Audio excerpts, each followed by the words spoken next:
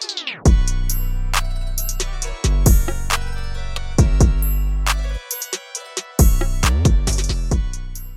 Honor Magic 2, the first Honor phone with that amazing Kirin 980 chip and an all-screen display thanks to the slider.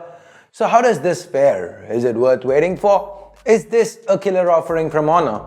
Well, let's find out in today's video. But before we do, if this is your first time here or in case you just can't remember, my name's Ash, you're watching C4 Retech and welcome to my full review of the Honor Magic 2. Let's get started.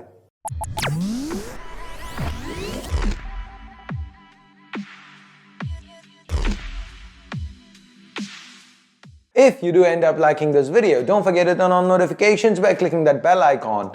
And of course, if you're into giveaways, here's a card to a current one. While Huawei phones have usually been bleeding edge, Honor phones have been more wallet friendly.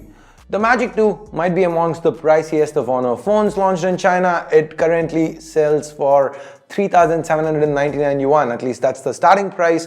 That converts to about $550 or 40,000 rupees.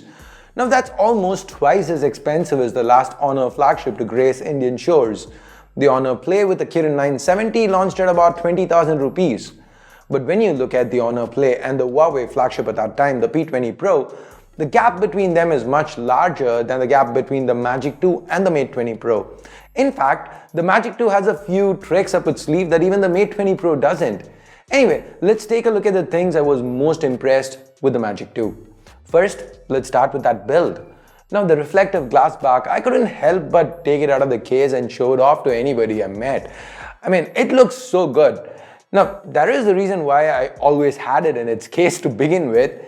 That's because like all glass backs, this is a fingerprint magnet. It's slippery, but that said, you can't really argue with how amazing it looks. Now turn it around and see that notch. Wait, what? There is no notch. Now that's cause Honor's gone with a slider mechanism here, making the Magic 2 better than any Huawei flagship today in terms of screen to body ratios. Just look at that front. It's all display. Honor calls it Magic Full View Display. Now cringeworthy naming apart, the display is frankly amazing. It's an AMOLED panel, it's 19.5 by 9, the resolution is Full HD+, the color reproduction, given it's an AMOLED panel, it's quite punchy, it's spot on, excellent brightness levels and viewing angles. There's nothing you can complain about here. Whether it's using social media or playing a game or watching some Netflix, it's all a very immersive experience here on this AMOLED panel. And by the way, if you were wondering, yep, the AMOLED panel is here since just like with the Mate 20 Pro, there is a fingerprint scanner under the display. It's placed a little higher than on the Vivos and OnePluses, but I find this placement better. It's just easier and requires lesser effort. Think about it for a minute. In the past, given that we needed physical fingerprint scanners, it was the only place you could place it was beneath the display. I mean, if you're gonna put it to the front. Now, doesn't it make sense to place it where your thumb would naturally rest? Anyway, the slider mechanism itself is very easy to use. It needs the slightest of effort to push, and inside it hides the earpiece and 3 cameras, which we will talk about later. Overall, from a build and design standpoint, even a display standpoint, the Honor Magic 2 has delivered. Picking it up and using it is a very, very pleasant experience. And given the novelty of the slider, I'm sure it will turn a few heads too. Now the Magic 2 is not just about the looks, it's the whole package, style and substance, because underneath, Honor's using the flagship high silicon Kirin 980 chip here, built on the 7nm process. It's arguably the most powerful chip on the Android side of things today, at least till the next Exynos in the 855 start rolling out. No matter what it is that you're trying to do on this phone, right from gaming to rendering a video, it's all very, very smooth. One of the smoothest experiences on Android till date. The hardware inside makes that possible, but the software complements it too. This is MUI here, but Honor is calling it Magic UI 2.0 for some reason. There's not really much skinning here. It's not like Black Shark with MIUI. It's nothing like that. It's built on top of Android 9 Pie. The user experience though, like I've been saying so far, it's been top notch. MUI or Magic UI or whatever you want to call it, it does have a few issues. The biggest one for me is the inability to change the stock launcher. Now this is super annoying, but as of now we don't know if it's just for the Chinese variant or is this gonna be implemented on the global versions as well. MUI or Magic UI, again I'm just gonna call it MUI, it at times feels a little dated.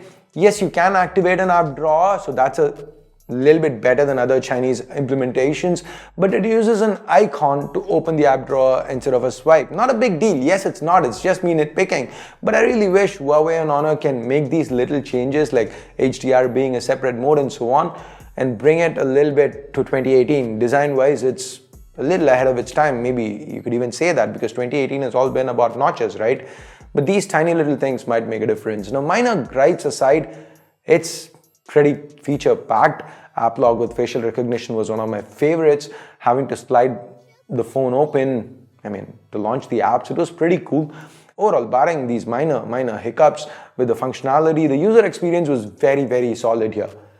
Talking about solid, so was the battery life. The Magic 2 comes with a 3500 mAh battery and it got the job done. Given the Honor Play had a higher capacity battery, I was wondering if this would be an issue. A minor one at least, but I'm glad to tell you that the Kirin 980 and the AMOLED panel, the combination there, more than make up for the Magic 2's slightly smaller or lower battery capacity. Even with intense usage, I had no qualms going through an entire day on a single charge. Now, if I had needed to charge it, the Magic 2 would have charged back up really fast because it's got the same 40-watt supercharger as the Mate 20 Pro. So it can go from 0 to 50 in just 15 minutes and 0 to 85% in 30 minutes. That's very good numbers, excellent numbers, even in the day and age of Super VOOC. It's still, by comparison, is impressive. So we've seen everything that's been more or less great about the Magic 2.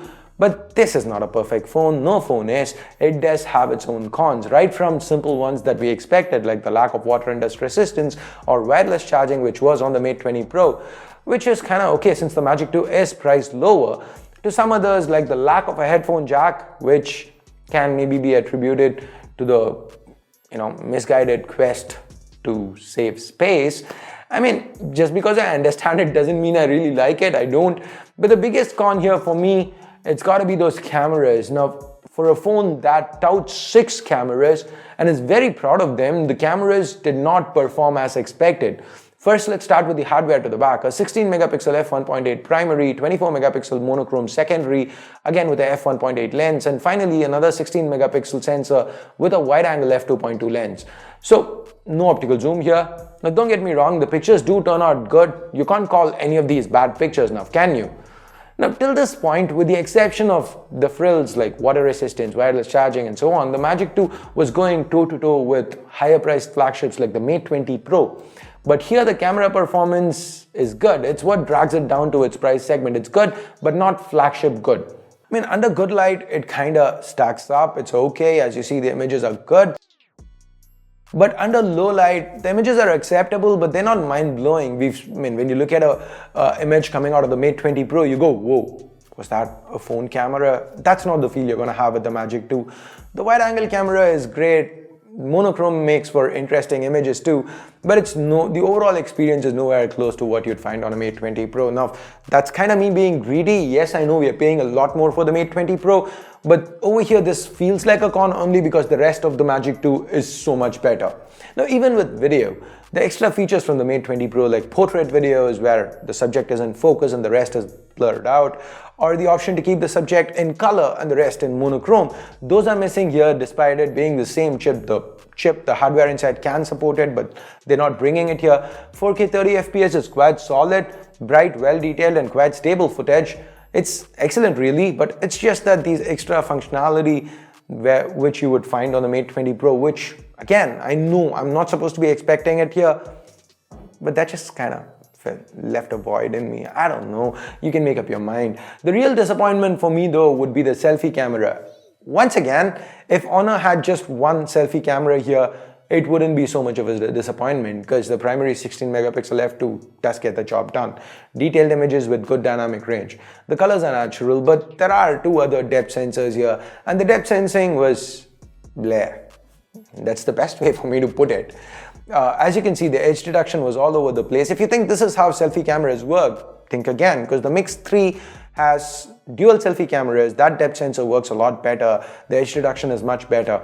But over here, it's kind of a letdown. Now, if you thought the extra sensors would in fact help with better face unlock, not really, because the speed and accuracy was pretty much the same what we've gotten on other phones with single selfie cameras. So those two extra sensors felt pretty gimmicky to me. So what's the final judgment here? Is the Magic 2 overhyped? Well, my answer, not really. It is an excellent phone. If it launches in India for 40,000 rupees, it could give the OnePlus 60 a real run for its money. That build, the slider, the fast and snappy processor with 40-watt charging makes for a very, very compelling package. Even the areas where it failed, like not even failed, where it underperformed, like with low light, it's only because, except cameras and all other areas, the Magic 2 manages to punch well above its weight. With cameras, it performs about as well as you could expect a 40K phone too, maybe a touch lower than that. But overall, I can't help but be impressed by what Honor has put together here. Now, while we are on the topic of sliders, you know how I did mention the Mix 3 a little while back. Well, that review is going to drop very soon. Now, if you are interested in seeing a head-to-head feature-by-feature comparison between these two to see which is the better phone, let me know in the comments below. I will try to get that done. And also in the comments, do let me know who do you think will win this comparison. And I will end up pinning one of your comments. So anyway, go on. I guess that's it. If anyone you know, friends or family might be interested in the Magic 2, please do share this video with them. Thumbs up, thumbs down based on what you felt about the video. Subscribe if you haven't yet. Hit that bell icon if you haven't yet. Turn on notifications so that you don't miss out on any of my content. Thanks a lot for watching. Till next time, my name's Ash. You've been watching C4 Retech, and I'm signing off for now. You guys have a great day. Bye-bye.